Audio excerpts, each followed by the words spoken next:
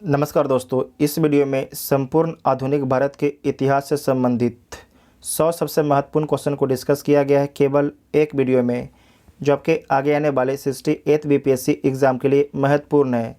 ये modern India का second video है। इसका पहले वीडियो नंबर 1 को अपलोड कर दिया गया है, जो नहीं देखे जाके देख लीजिएगा। प्लेलिस्ट में वीडियो आपको मिल जाएगा। इसका PDF के लिए टेलीग्राम ग्रुप ज्वाइन कर सकते हैं, जिसका लिंक आपको डिस्क्रिप्शन में दिया गया है। और आपको बता दें कि अगर वीडियो हेल्पफुल लगता है आप सभी को तो वीडियो अपने दोस्तों में शेयर कीजिएगा और चैनल को सब्सक्राइब ज़रूर कीजिएगा, तभी आपको अगले वीडियो का नोटिफिकेशन मिलेगा। तो आइए देखते हैं पहला क्वेश्चन। फ़रेज़ी आंदोलन की शुरुआत किसने की? हाजी शरीयतुल्लाह के द्वारा किया गया है। 1838 से 60 तक चलता है और ये बंगाल में होता है। ठीक है, बंगाल में होता है। कूका आंदोलन को किसने संगठित किया? जो कूका आंदोलन है इसे गुरु राम सिंह के द्वारा संगठित किया गया है 1840 में। और आपको याद रखना है कि जो कूका आंदोलन है इसका संबंध पंजाब से है। इसका संबंध पंजाब से है। 1875 के दक्कन के दंगों का तत्कालीन कारण था, जो दक्कन का दंगा था उसका तत्कालीन कारण क्या था? तो महाजनों के द्वारा ऊंची ब्याज दर इसका कारण था। ठीक है, तो बी ऑप्शन आपका ठीक हो जाएगा। नेक्स्ट पॉइंट है, महाराष्ट्र में रामोसी कृषक जत्था किसने स्थापित की थी? तो महाराष्ट्र में रामोसी कृषक जत्था जो है वासुदेव बलवंत फड़के के द्वारा स्थापित किया गया था। रामोसी विद्रोह सही रूप में किस भौगोलिक इलाके में हुआ था? रामोसी विद्रोह सही रूप में किस भौगोलिक इलाके में हुआ था? तो पश्चिमी घाट में हुआ था 1825-26 में। 1825-26 में। ठीक है, उसके बाद है बघेरा। बघेरा विद्रोह कहाँ हुआ? जो बघेरा विद्रोह है बड़ोदरा में हुआ है। कहाँ पर? बड़ोदरा में 1818 में। बघेरा विद्रोह बड़ोदरा में हुआ था, 1818 में हुआ था। बिहार का चौरी विद्रोह किस वर्ष हुआ? तो देखिए, बिहार में कोई चौरी विद्रोह हुआ ही नहीं। शायद बीपीएससी चुआर विद्रोह के बारे में पूछना चाह रहा होगा। चुआर विद्रोह ये कब से कब तक होता है? तो 70 से शुरू होता है और 7098 तक आपके चलता है। ठीक है, और ये जो चुआर विद्रोह है इसका संबंध आज के बंगाल बिहार इलाके से था। ठीक है, तो इनमें से कोई नहीं हो जाएगा, क्योंकि चौरी विद्रोह कोई बिहार में होता ही नहीं है। उसके बाद है कि मानव बलि प्रथा का निषेध। मानव बलि प्रथा पर रोक निषेध करने के कारण अंग्रेजों के विरुद्ध विद्रोह करने वाली जनजाति का नाम क्या है? तो उसका नाम है खोंड। ठीक है, खोंड जनजाति ने विरोध किया था। छोटा नागपुर जनजाति विद्रोह कब हुआ था? छोटा नागपुर जनजाति विद्रोह कब हुआ था? तो इसमें आपको याद रखना है कि छोटा नागपुर नाम से कोई विद्रोह हुआ ही नहीं था। तो ये भी क्या हो जाएगा? इनमें से कोई नहीं हो जाएगा। तो शायद उस समय इसे बाहर कर दिया गया था। और इसमें आपको याद रखना है कोल विद्रोह। ठीक है, कोल विद्रोह ये कब हुआ था? तो 1831 से 32 में हुआ था। उसके बाद है संथाल। संथाल के बारे में आप सभी को पता है, बीपीएससी का फेवरेट क्वेश्चन है। 1855-56 में हुआ था। ठीक है, 56 में। उसके बाद है मुंडा।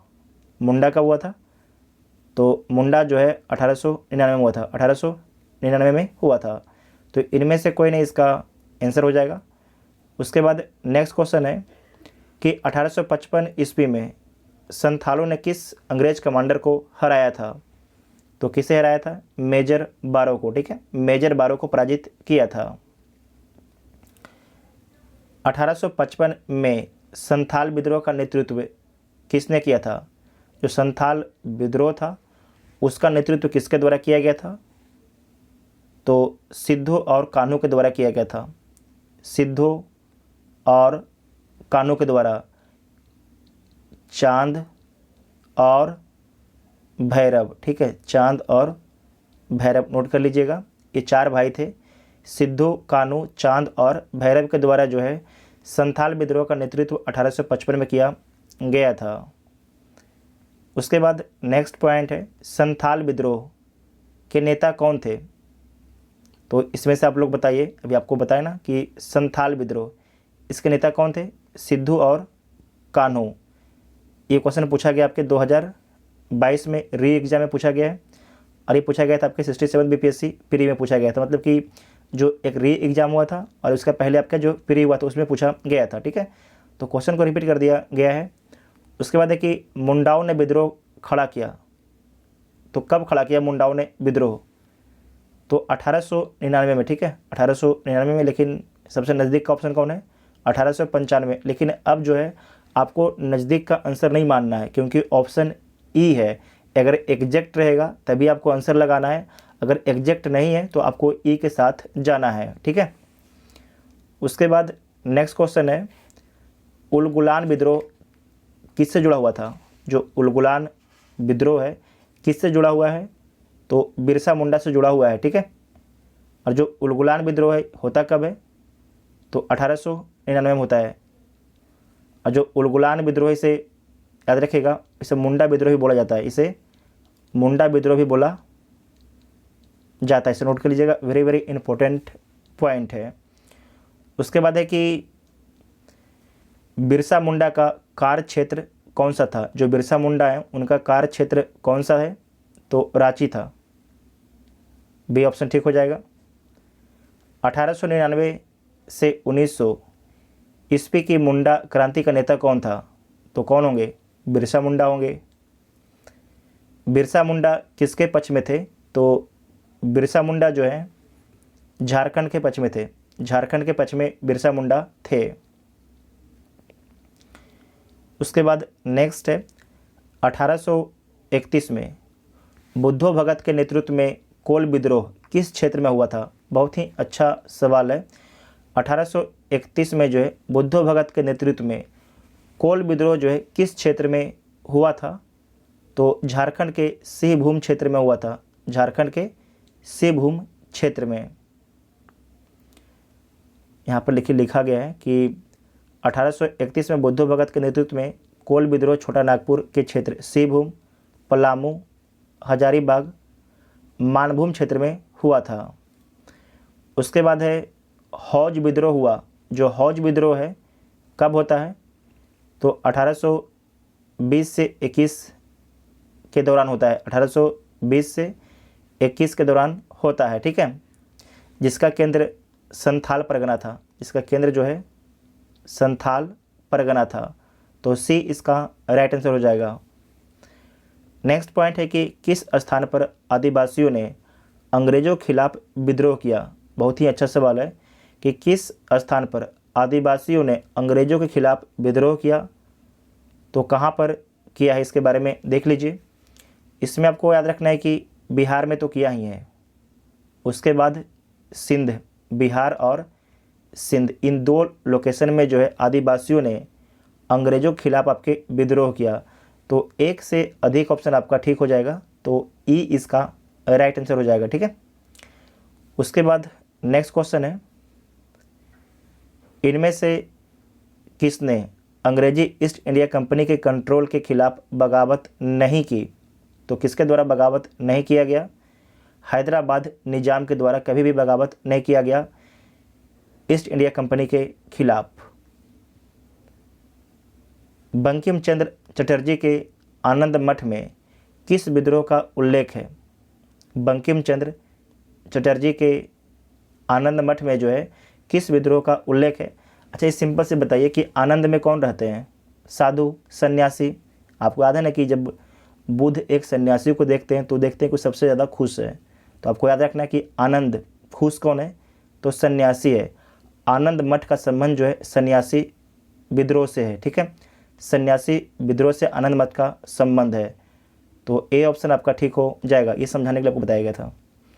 उसके बाद नेक्स्ट है कि अफ़गानिस्तान के प्रति आक्रामक नीति किस वायसराय ने अपनाई थी। अफ़गानिस्तान के प्रति जो है आक्रामक नीति किस वायसराय के द्वारा अपनाया गया था, तो लॉर्ड लिटन के द्वारा अपनाया गया था, लॉर्ड लिटन। और आपको याद रखना है कि जो वर्नाकुलर प्रेस एक्ट है ये किसके द्वारा लाया गया था, तो लॉर्ड लिटन के द्वारा ही लाया गया था। ठीक है, उसके बाद नेक्स्ट पॉइंट है कि 1878 का वर्नाकुलर प्रेस एक्ट किसने रद्द कर दिया। 1878 का जो वर्नाकुलर प्रेस एक्ट था किसने रद्द कर दिया, तो लॉर्ड रिपन ने रद्द कर दिया था। लाया कौन था, तो लॉर्ड लिटन ने लाया था। ठीक है, रद्द कब किया था, तो 1782 में। ठीक है, उसके बाद नेक्स्ट क्वेश्चन है कि अस्थाई बंदोबस्त किसके साथ किया गया था। जो अस्थाई बंदोबस्त है किसके साथ किया गया था, तो जमींदारों के साथ में किया गया था। अस्थाई बंदोबस्त जमींदारों के साथ में किया गया था। और जो अस्थाई बंदोबस्त है पहली बार 1793 में लॉर्ड कॉर्नवालिस के द्वारा लागू किया गया था। ठीक है, और इसे बंगाल, बिहार, उड़ीसा और उत्तर प्रदेश के वाराणसी क्षेत्र, साथ ही उत्तरी कर्नाटक में लागू किया गया था। ये वेरी वेरी इंपॉर्टेंट पॉइंट है, उत्तरी कर्नाटक, क्योंकि आपको बंगाल, बिहार, उड़ीसा और उत्तर प्रदेश का वाराणसी क्षेत्र जानकारी होगा, लेकिन उत्तरी कर्नाटक आप लोग याद रखिएगा अगर जिनको जानकारी नहीं था। ठीक है, उसके बाद नेक्स्ट पॉइंट है बिहार में परमानेंट सेटलमेंट लागू करने का कारण क्या था। बिहार में जो है परमानेंट सेटलमेंट लागू करने के पीछे कारण क्या था, तो उसका पीछे कारण था कि भूराजस्व का राजस्व निर्णय करना, भूराजस्व का राजस्व निर्णय करना इसका उद्देश्य था। तो सी इसका राइट आंसर हो जाएगा। उसके बाद नेक्स्ट क्वेश्चन है कि रैयत वाली व्यवस्था सर्वप्रथम कहाँ लागू की गई। जो रैयत किसे बोला जाता है, तो रैयत किसान को बोला जाता है। तो रैयत वाली व्यवस्था सर्वप्रथम कहाँ लागू की गई, तो सर्वप्रथम आपको याद रखना है मद्रास में लागू किया गया। मद्रास में कब लागू किया गया, 1792 में अलेक्जेंडर रीड के द्वारा। यहाँ पर देखिए लिखा गया होगा अलेक्जेंडर रीड के द्वारा। ठीक है, नेक्स्ट पॉइंट है कि रिक्त स्थान की पूर्ति करना है, तो पूर्ति कर लीजिए। खाली स्थान में बंगाल और बिहार में भूमि पर किराएदारों के अधिकारों को बंगाल किराएदारी अधिनियम द्वारा दिया गया। तो 1885 में बंगाल और बिहार में भूमि पर किराएदारों के अधिकारों को बंगाल किराएदारी अधिनियम द्वारा दिया गया। तो ए ऑप्शन आपका इसमें ठीक हो जाएगा।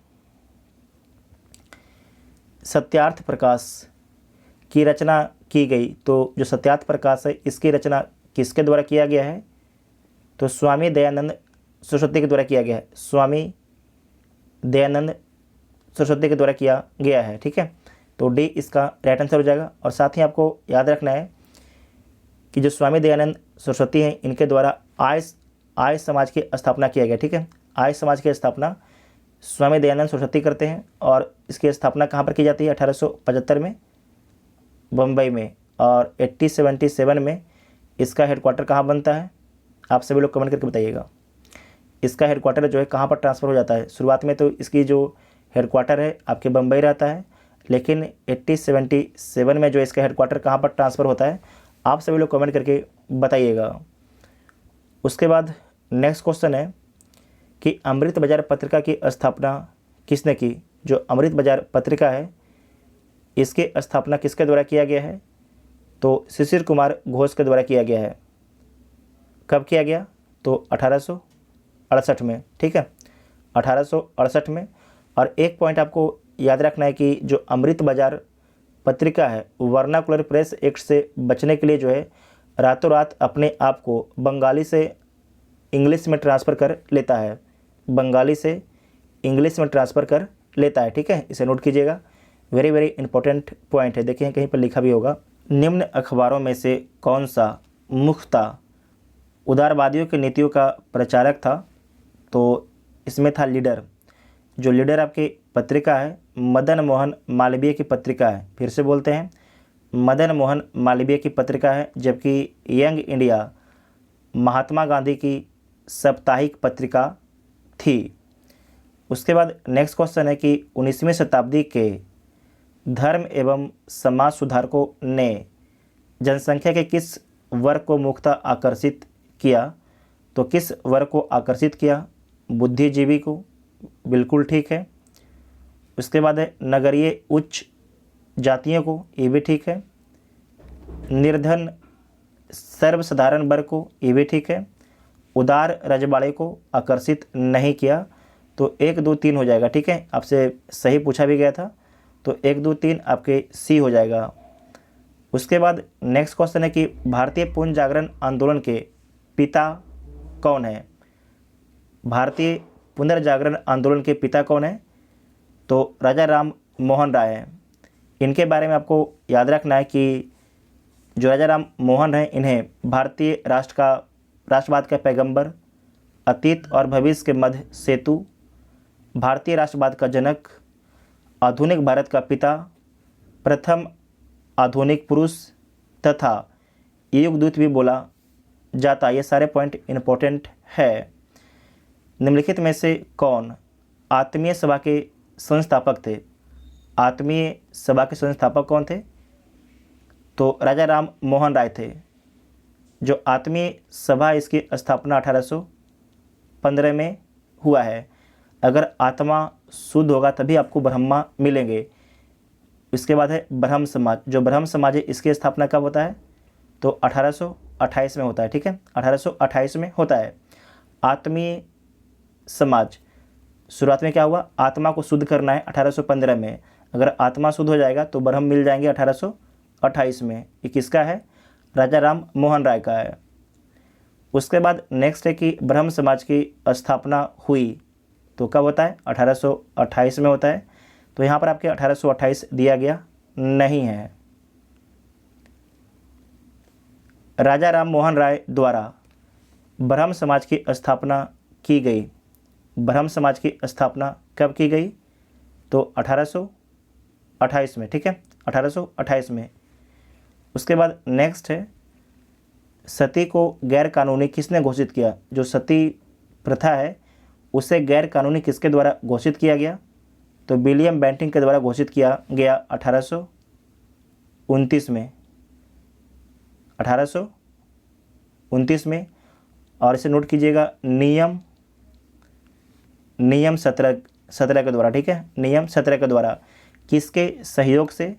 तो राजा राम मोहन राय के सहयोग से। जो विलियम बेंटिक हैं, इनका शासनकाल 1828 से 1835 तक इनका शासनकाल रहता है।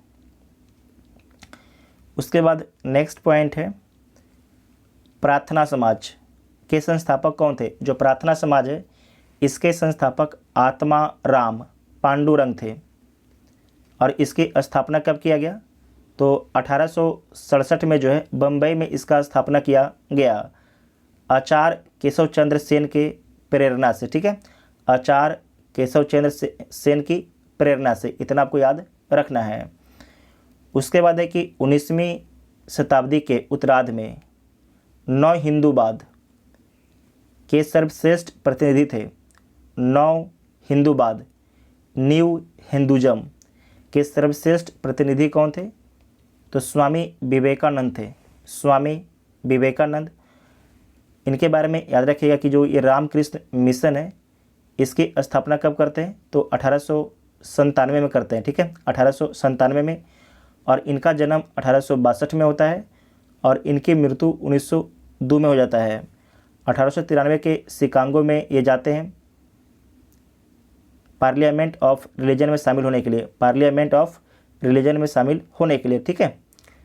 तो इतना आपको याद रखना है इनके बारे में। उसके बाद नेक्स्ट पॉइंट है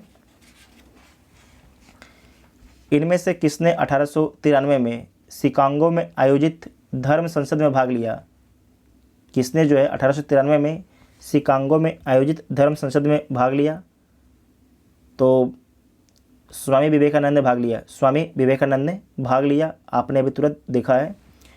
स्वामी विवेकानंद ने रामकृष्ण मिशन की स्थापना किस वर्ष की? तो 1897 में किया गया है, ठीक है, 1897 में। उसके बाद है कि जो दयानंद सरस्वती हैं इनके द्वारा आपको याद रखना है कि आर्य समाज की स्थापना किया गया था। आर्य समाज की स्थापना, ठीक है। तो आपको याद रखना है दयानंद सरस्वती, जो सरस्वती हैं क्या देती हैं? आय देती हैं। तो आपको याद रखना है कि जो दयानंद सरस्वती हैं इनके द्वारा आर्य समाज की स्थापना किया गया था। कब किया गया था? 1875 में बम्बई में किया गया था। उसके बाद नेक्स्ट पॉइंट है किसने 1873 में सत्यशोधक समाज की स्थापना की? जो सत्यशोधक समाज है इसकी स्थापना ज्योतिबा फुले के द्वारा किया गया है, ज्योतिबा फुले के द्वारा, ठीक है, 1873 में। और इनका जो बुक का नाम याद रखिएगा गुलामगिरी है, जो 1872 में प्रकाशित होता है। ज्योतिबा फुले का जो बुक है गुलामगिरी है, 1872 में आपके प्रकाशित होता है। सत्यशोधक समाज की स्थापना किसने की? तो ज्योतिबा फुले के द्वारा किया गया है। ये पूछा गया है 2019 में और इसे 1995 में पूछा गया है। थियोसॉफिकल सोसाइटी की स्थापना किसने की है? तो madam HP Blavatsky, colonel Olcott, William Quan जज के द्वारा 1875 में किया गया था। अगर पूछा जाएगा क्वेश्चन में आपसे कि थियोसॉफिकल सोसाइटी की स्थापना भारत में कब और कहाँ होता है, तो 1882 में मद्रास के अडियार में होता है। भारतीय राष्ट्रीय कांग्रेस की प्रथम महिला अध्यक्ष कौन थी? भारतीय राष्ट्रीय कांग्रेस की स्थापना 1885 में होता है और इसके प्रथम महिला अध्यक्ष 1917 में एनी बेसेंट बनती हैं, कलकत्ता अधिवेशन में बनती हैं। उसके बाद है कि भारतीय राष्ट्रीय कांग्रेस की प्रथम महिला अध्यक्ष कौन थी? तो एनी बेसेंट। उसके बाद है कि भारत में नारी आंदोलन इनकी प्रेरणा से आरंभ हुई, तो किनकी प्रेरणा से आरंभ होता है? ज्योतिबा फुले की प्रेरणा से प्रारंभ होता है। साथ ही इसमें एक पॉइंट और भी याद रखिएगा कि प्रथम भारतीय महिला कौन जो कांग्रेस की अध्यक्ष बनती हैं, तो 1925 के कानपुर अधिवेशन में सरोजिनी नायडू बनती हैं। सरोजिनी नायडू जो है प्रथम भारतीय महिला अध्यक्ष जो कांग्रेस की अध्यक्ष बनती हैं। उसके बाद नेक्स्ट पॉइंट है प्रार्थना समाज, यंग इंडिया, लोकहितवादी, सत्यशोधक समाज, रहनुबाई मजदेवसन सभा के निम्न विकल्प में से कौन सा आपके सही सुमिलित है? तो देख लीजिए, पहला है प्रार्थना समाज। इसके जो संस्थापक कौन है? तो आत्माराम पांडुरंग, आपने देखा है। यंग इंडिया मोहनदास करमचंद गांधी, लोकहितवादी गोपाल हरि देशमुख, सत्यशोधक समाज ज्योतिबा फुले और रहनुमाई मजदेवसन नौरोजी फुरदोंजी। ठीक है, तो बी ऑप्शन आपका ठीक हो जाएगा। ठीक है, बी ऑप्शन इसका ठीक हो जाएगा। उसके बाद नेक्स्ट क्वेश्चन है कि नाई धोबी बंद सामाजिक बहिष्कार या बाइकॉट का एक स्वरूप था जो 1919 में किसानों द्वारा प्रतापगढ़ जिला में चलाया गया था। किसानों द्वारा जो है उत्तर प्रदेश के प्रतापगढ़ जिला में चलाया गया था। उसके बाद नेक्स्ट है कि पंजाब भूमि ट्रांसफ़र अधिनियम कब पारित किया गया? तो ये पारित किया गया था 1900 में। ठीक है, 1900 में। और बिहार दरोगा का जो एग्ज़ाम हुआ था 2018 या 19 वाला, उसमें प्रश्न पूछा भी गया था। तो सी ऑप्शन आपका ठीक हो जाएगा। उसके बाद नेक्स्ट क्वेश्चन है कि अवध के एका आंदोलन का उद्देश्य क्या था? अवध के एका आंदोलन का उद्देश्य क्या था? तो लगान का नगद में परिवर्तन। जो किसान चाहते थे कि हम जो लगान है, लगान के बदले में हम पैसा देंगे। ठीक है, लगान के बदले में हम पैसा देंगे, एका आंदोलन का ये उद्देश्य था। तो डी इसका राइट आंसर हो जाएगा। और जो एका आंदोलन है कब से कब तक चलता है? तो 1921 से 22 तक चलता है, 1921 से 22 तक। और आपको याद रखना है कि 1920 में जो है असहयोग आंदोलन शुरू हुआ था महात्मा गांधी जी के नेतृत्व में। स्वामी सहजानंद का संबंध था बिहार के जनजातीय आंदोलन के साथ, बिहार के जातीय आंदोलन के साथ, बिहार के किसान आंदोलन के साथ। तो सी इसका राइट आंसर हो जाएगा। उसके बाद नेक्स्ट है कि स्वामी सहजानंद निम्न में से किससे संबंधित थे? तो आपने देख लिया कि बिहार में किसान आंदोलन से। ये रिपीटेशन क्वेश्चन है, 2020 का ये था, ये आपके है 1997-98 में पूछा गया था। ठीक है, तो इसीलिए बोला जाता है कि बीपीएससी में जो है ना प्रीवियस क्वेश्चन जरूर देख के जाइए, बहुत सा क्वेश्चन आपके रिपीटेशन मिल जाएगा। उसके बाद है कि इनमें से कौन बिहार में किसान आंदोलन के साथ जुड़े थे? जो ऑप्शन दिया गया है इनमें से कौन जो है बिहार में किसान आंदोलन से जुड़े हुए थे?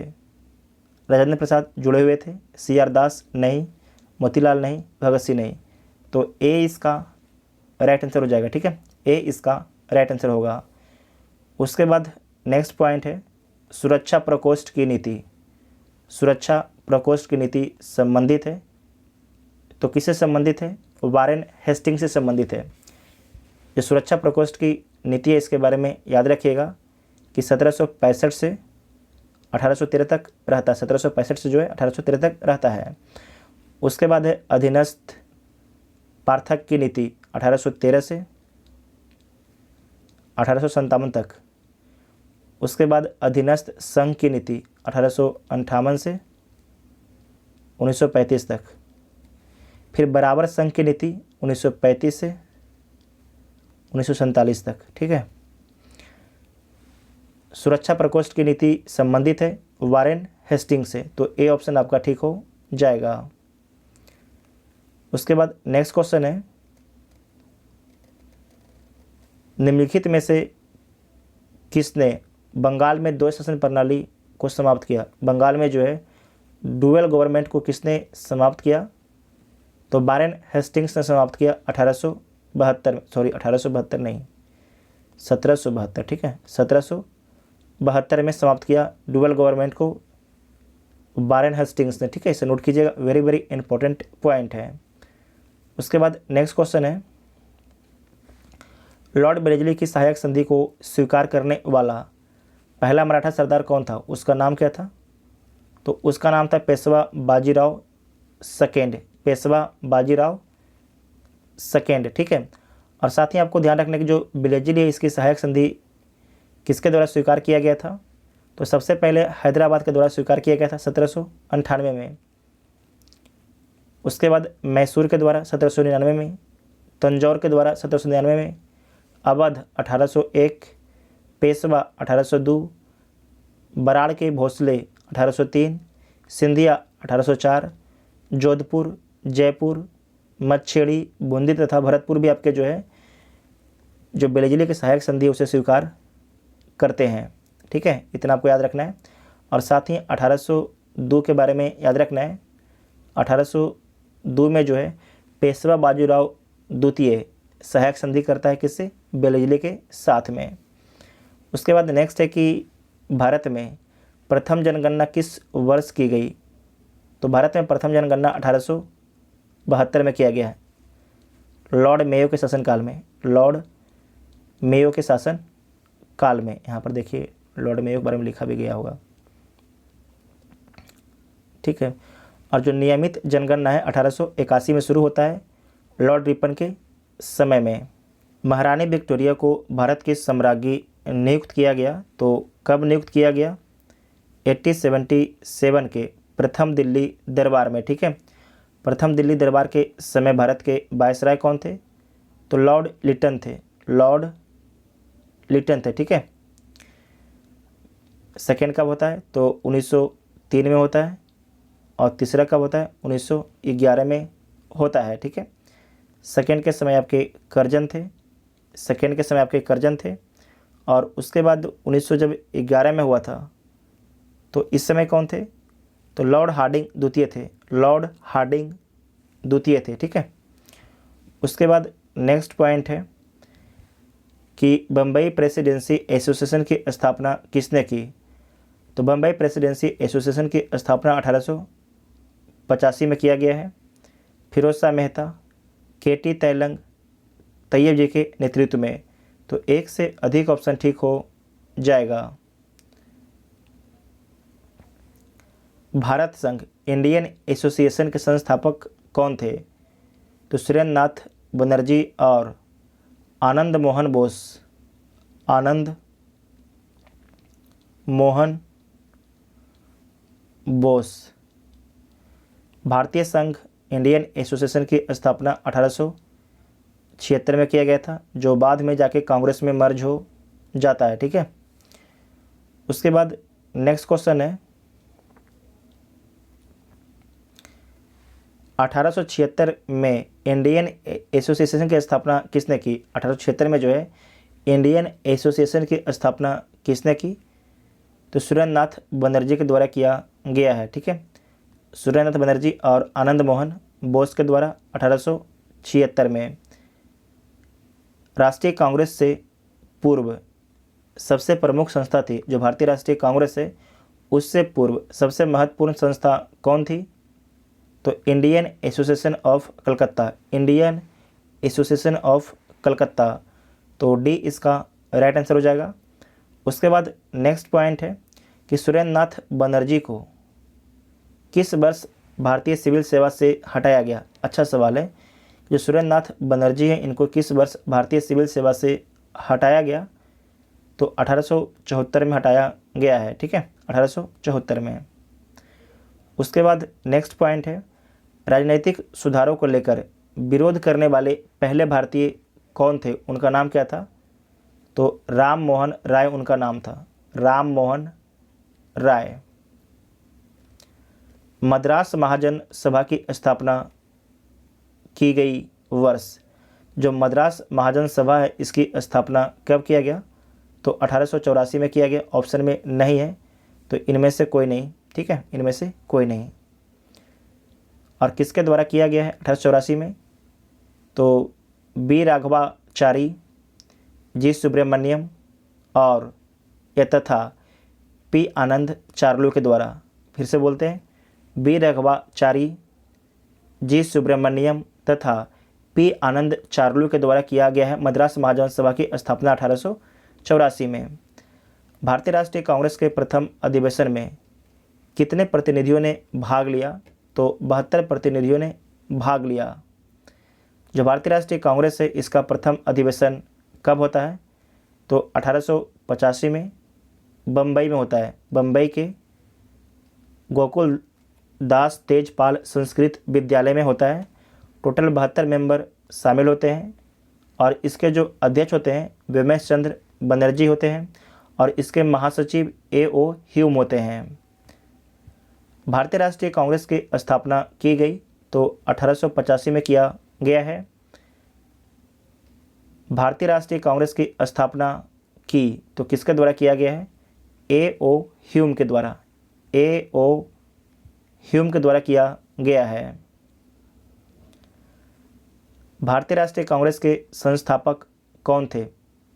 विलियम एडम, रास बिहारी बोस, A.O. ह्यूम, मोतीलाल नेहरू। कौन थे? तो A.O. ह्यूम थे, A.O. ह्यूम थे। भारतीय राष्ट्रीय कांग्रेस के संस्थापक थे, एक असैनिक सेवक थे, एक असैनिक सेवक थे जिनका नाम क्या था? A.O. ह्यूम जिनका नाम था। भारतीय राष्ट्रीय कांग्रेस का प्रथम अधिवेशन कहाँ हुआ था? भारतीय राष्ट्रीय कांग्रेस का जो है प्रथम अधिवेशन कहाँ पर हुआ था? तो बम्बई में हुआ था। दूसरा कोलकाता में, तीसरा मद्रास में, चौथा इलाहाबाद में। ठीक है, चौथा इलाहाबाद में। तो भारतीय राष्ट्रीय कांग्रेस का प्रथम अधिवेशन कहाँ हुआ था? मुंबई में हुआ था। ठीक है, मुंबई में। कब हुआ था? तो 28 दिसंबर 1885 को हुआ था। इतना आपको याद रखना है। उसके बाद नेक्स्ट पॉइंट है कि भारतीय राष्ट्रीय कांग्रेस के दूसरे अधिवेशन की अध्यक्षता किसने की? तो दादा भाई नौरोजी के द्वारा किया गया 1886 में। कोलकाता में यह अधिवेशन होता है। साथ ही आपको याद रखना है कि जो दादा भाई नौरोजी हैं ये कांग्रेस के 3 बार अध्यक्ष बनते हैं, 1886, 1893 और 1906 में बनते हैं। 1906 में बनते हैं, इसे नोट कीजिएगा। जो 1893 वाले ये कहाँ बनते हैं? तो लाहौर में बनते हैं 1893 वाले में, जबकि 1906 वाले में ये कलकत्ता में बनते हैं अध्यक्ष। इसे नोट कीजिएगा, इंपॉर्टेंट पॉइंट है। उसके बाद है कि महात्मा गांधी ने भारतीय राष्ट्रीय कांग्रेस के किस अधिवेशन की अध्यक्षता की? तो याद रखिएगा 1924 के बेलगांव अधिवेशन, 1924 के जो है बेलगांव अधिवेशन की अध्यक्षता जो है महात्मा गांधी जी के द्वारा किया गया था। उसके बाद नेक्स्ट है, यहाँ पर पढ़ लीजिएगा इनके बारे में। इंडियन नेशनल कांग्रेस की प्रथम भारतीय महिला अध्यक्ष कौन थी? इंडियन नेशनल कांग्रेस की प्रथम भारतीय महिला अध्यक्ष कौन थी? तो सरोजनी नायडू थी, सरोजनी नायडू। तो सी ऑप्शन आपका ठीक हो जाएगा। कब बनती हैं? 1925 के कानपुर अधिवेशन में, 1925 के जो है कानपुर अधिवेशन में बनती हैं। Very very important point. भारतीय राष्ट्रीय कांग्रेस का 27वां अधिवेशन किस स्थान पर हुआ? तो बांकीपुर में होता है, ठीक है। बांकीपुर कहाँ पर है? तो पटना के अंदर है। इसके अध्यक्ष कौन थे? यहाँ पर देख लीजिए। ये कब होता है? तो 1912 में होता है। आर.एन. माडोलकर की अध्यक्षता में, आर.एन. माडोलकर की अध्यक्षता में होता है। कांग्रेस का पिता जो है ए.ओ. ह्यूम को बोला जाता है। पुस्तक है poverty and un British rule in India, किसके द्वारा लिखा गया है? तो दादा भाई नौरोजी के द्वारा लिखा गया है। Poverty and un British rule of India, ठीक है। तो बी ऑप्शन आपका ठीक हो जाएगा। उसके बाद नेक्स्ट पॉइंट है, किसने कहा था कांग्रेस आंदोलन ना तो लोगों द्वारा प्रेरित था, ना ही यह उनके द्वारा सोचा या योजनाबद्ध किया गया था। ये किसके द्वारा बोला गया है? तो सर सैयद अहमद खां के द्वारा बोला गया है। सर सैयद अहमद खां के द्वारा बोला गया है, ठीक है। उसके बाद नेक्स्ट है कि मुझे विश्वास है कांग्रेस अपने विनाश की तरफ जा रही है। मेरी यह बड़ी इच्छा भारत में रहती होगी कि इसके शांति प्रिय निर्धन के लिए इसका सहायक बनूं। यह किसने लिखा है? यह किसके द्वारा लिखा गया है? तो लॉर्ड कर्जन के द्वारा लिखा गया है। लॉर्ड कर्जन के द्वारा। जो लॉर्ड कर्जन है इसका शासनकाल कब से कब तक रहता है? तो 1898 से 1905 तक रहता है, ठीक है। 1905 तक। यहाँ से हर वर्ष क्वेश्चन पूछा जाता है। और आपको याद रखना है जो बंगाल का विभाजन है वो लॉर्ड कर्जन के शासनकाल में ही हुआ था। लॉर्ड कर्जन के शासनकाल में ही हुआ था। उसके बाद नेक्स्ट पॉइंट है कि निम्न में से किस वायसराय के कार्यकाल में भारतीयों को राय बहादुर और खान बहादुर उपाधियां प्रदान करना प्रारंभ हुआ? अच्छा सवाल है कि निम्न में से किस वायसराय के कार्यकाल में भारतीयों को जो है राय बहादुर और खान बहादुर उपाधियां प्रदान करना आरंभ हुआ? तो लॉर्ड लिटन के शासनकाल से, लॉर्ड लिटन के शासनकाल से। तो बी इसका राइट आंसर हो जाएगा। और आपको याद रखना कि जो वर्नाकुलर प्रेस एक्ट है 1878 में कौन लाता है? तो लॉर्ड लिटन ही लाता है। उसके बाद नेक्स्ट है कि अधिकतर नरमपंथी नेता थे ग्रामीण क्षेत्र से, शहरी क्षेत्र से, ग्रामीण तथा शहरी दोनों क्षेत्र से, पंजाब से। तो अधिकतर जो नरमपंथी नेता थे इनके बारे में याद रखिएगा। नरमपंथी, गरमपंथी नहीं। जो आपके नरमपंथी नेता थे आपके शहरी क्षेत्र से थे, शहरी क्षेत्र से थे।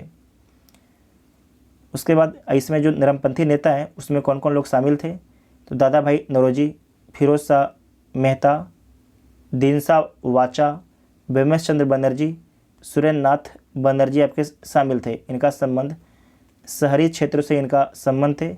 ज़्यादातर आपके वकील, इंजीनियर, डॉक्टर, पत्रकार, साहित्यकार थे।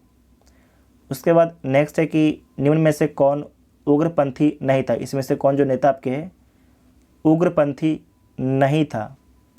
बाल गंगाधर तिलक, मदन मोहन, मदन लाल, उधम सिंह, ये सारे आपके उग्रपंथी नेता हैं। जबकि गोपाल कृष्ण गोखले जो हैं एक उदारवादी नेता थे। गोपाल कृष्ण गोखले जो हैं एक उदारवादी नेता थे। इतना आपको याद रखना है। भारत सेवक समाज की स्थापना किसने की है? तो गोपाल कृष्ण गोखले के द्वारा किया गया है, जिसे इंग्लिश में सर्वेंट ऑफ इंडिया सोसाइटी बोला जाता है। और इसकी स्थापना 1905 में पुणे में किया गया है। नेक्स्ट क्वेश्चन है कि 1905 में जो है सर्वेंट ऑफ इंडिया सोसाइटी की स्थापना किसके द्वारा की गई है? तो गोपाल कृष्ण गोखले के द्वारा किया गया है। वो क्वेश्चन पूछा गया 2019 में और इसे पूछा गया 2022 में। उसके बाद है कि रजनी पामदत्त ने कहा वे साम्राज्यवाद से लड़ते भी थे और सहयोग भी करते। उन्होंने किस राजनीतिक गठबंधन के बारे में यह कहा है? तो भारतीय राष्ट्रीय कांग्रेस के बारे में यह बोला गया है, ठीक है। उसके बाद है कि भारतीय राष्ट्रीय आंदोलन गर्मपंथियों के प्रभावाधीन आया। तो कब से आया? 1906 के बाद में आता है। और 1907 में आपको याद रखना कि कांग्रेस का विभाजन होता है गरम दल और नरम दल में। बाल गंगाधर तिलक लोकमान्य तिलक के नाम से जानने लगे तो कब से? वह एक लोकप्रिय शिक्षक बने तब से, ये आपके गलत है। उसके बाद है कि उन्होंने एक लोकप्रिय अखबार शुरू किया, ये भी गलत है। सरकार ने उन्हें रैन मंदिर केस में अभियुक्त बनाया, ये भी गलत है। उन्होंने शिवाजी और गणपति उत्सव शुरू किया, तो इसके संबंध में आपके शुरू तो किया, जो शिवाजी महोत्सव गणपति महोत्सव शुरू करते हैं शिवाजी ही, लेकिन इसका ये मतलब नहीं था। इसमें आपको याद रखना जो बाल गंगाधर तिलक हैं इनको लोकमान्य की उपाधि जो है सरकार ने जो है रैन मर्डर केस में जब ये रिहा हो जाते हैं उसके बाद जनता इनको पलकों पर बैठाती है और इन्हें लोकमान्य तिलक की उपाधि दी जाती है। तो इनमें से कोई नहीं हो जाएगा, इनमें से कोई नहीं हो जाएगा, ठीक है। इसे आप लोग यहाँ पर पढ़ लीजिएगा एक बार। उसके बाद नेक्स्ट है कि निम्नलिखित में से कौन सा नेता कांग्रेस के गरम दल से संबंधित था? कांग्रेस के गरम दल से संबंधित था।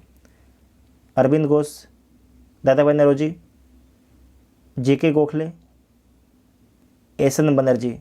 तो इसमें आपको याद रखना है अरविंद घोष, ठीक है। अरविंद घोष, लाला लाजपत राय, बाल गंगाधर तिलक, बिपिन चंद्र पाल और अरविंद घोष, ये चारों आपको गरम दल के नेता थे, ठीक है। लाल, बाल, पाल, ठीक है। लाल, बाल, पाल, इसे नोट कीजिएगा, इंपॉर्टेंट पॉइंट है। उसके बाद नेक्स्ट क्वेश्चन है कि नेशनल काउंसिल ऑफ एजुकेशन की स्थापना कब हुई? नेशनल काउंसिल ऑफ एजुकेशन की स्थापना कब किया गया? तो 15 अगस्त 1906 को किया गया। 15 अगस्त 1906 को किया गया है। उसके बाद नेक्स्ट है राष्ट्रीय आंदोलन में निम्न में से किसको नरमपंथी के तौर पर नहीं जाना जाता है? अच्छा सवाल है कि राष्ट्रीय आंदोलन में निम्न में से किसको जो है नरम दलीय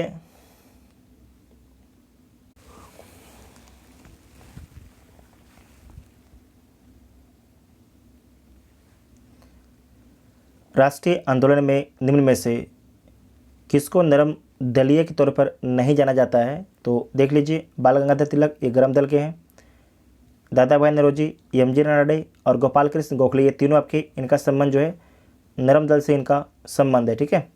जबकि ए इसका राइट आंसर हो जाएगा। उसके बाद नेक्स्ट है कि कांग्रेस के नरम दल के नेताओं की आंदोलन की पद्धति थी, तो क्या थी? राजा बाम वध आंदोलन था, तो बी इसका राइट आंसर हो जाएगा। कुछ मुद्दे पर अंग्रेज़ों का साथ भी देते थे और कुछ मुद्दे पर अंग्रेज़ों का विरोध भी करते थे, ठीक है। तो बी ऑप्शन इसका ठीक हो जाएगा। शेर ए पंजाब के नाम से इनमें से कौन मशहूर थे? शेर ए पंजाब के नाम से तो लाला लाजपत राय प्रसिद्ध थे। लाला लाजपत राय आपके प्रसिद्ध थे, इनका संबंध पंजाब से था। अभिनव भारत से कौन संबंधित है? जो अभिनव भारत है इससे किसका संबंध है? तो बी.डी. सावरकर का संबंध है अभिनव भारत से। जो अभिनव भारत है इसकी स्थापना 1904 में किया गया था, नासिक महाराष्ट्र में, ठीक है। नासिक महाराष्ट्र में इसकी स्थापना किया गया था। जो अभिनव भारत है ये पहले मित्र मेला के नाम से जाना जाता था और 1904 में जो है अभिनव भारत के नाम से जाना गया है, ठीक है। इसे नोट कर लीजिएगा, वेरी इंपॉर्टेंट है। और जो मित्र मेला था इसकी स्थापना 1899 में किया गया था, 1899 में किया गया था। उसके बाद नेक्स्ट क्वेश्चन है मुजफ्फरपुर में किंग्स फोर्ड की हत्या का प्रयास कब किया गया? मुजफ्फरपुर में जो है किंग्स फोर्ड की हत्या का प्रयास कब किया गया? तो 1908 में किया गया है। और ये हत्या का प्रयास किसके द्वारा किया गया था? तो खुदीराम बोस और प्रफुल्ल चाकी के द्वारा किया गया था। खुदीराम बोस और प्रफुल्ल चाकी के द्वारा किया गया था, लेकिन सफलता नहीं मिलती है। खुदीराम बोस ने किस स्थान पर किंग्स फोर्ड की हत्या का प्रयास किया? तो मुजफ्फरपुर में, ठीक है, मुजफ्फरपुर में 1908 में। निम्न में से कौन एक राष्ट्रवादी समाचार पत्र नहीं था? इसमें से कौन जो आपका है एक राष्ट्रवादी समाचार पत्र नहीं था? तो देख लीजिए, द हिंदू, द महर्ता, बंगाल, ये तीनों आपके राष्ट्रवादी समाचार पत्र थे, जबकि द टाइम ऑफ इंडिया राष्ट्रवादी समाचार पत्र नहीं था, तो डी इसका राइट आंसर हो जाएगा, डी इसका राइट आंसर हो जाएगा। ठीक है, उसके बाद नेक्स्ट यहाँ पर देखिए लिखा गया है द टाइम्स ऑफ इंडिया एक राष्ट्रवादी समाचार पत्र नहीं था। इसके अतिरिक्त द हिंदू, बंगाली, दी महर्ता समाचार पत्र राष्ट्रवादी सोच को बढ़ावा देते थे। क्रांतिकारी गतिविधियों के साथ कौन सी पत्रिका जुड़ी हुई थी? अच्छा प्रश्न है। क्रांतिकारी गतिविधियों के साथ कौन सी पत्रिका जुड़ी हुई नहीं थी?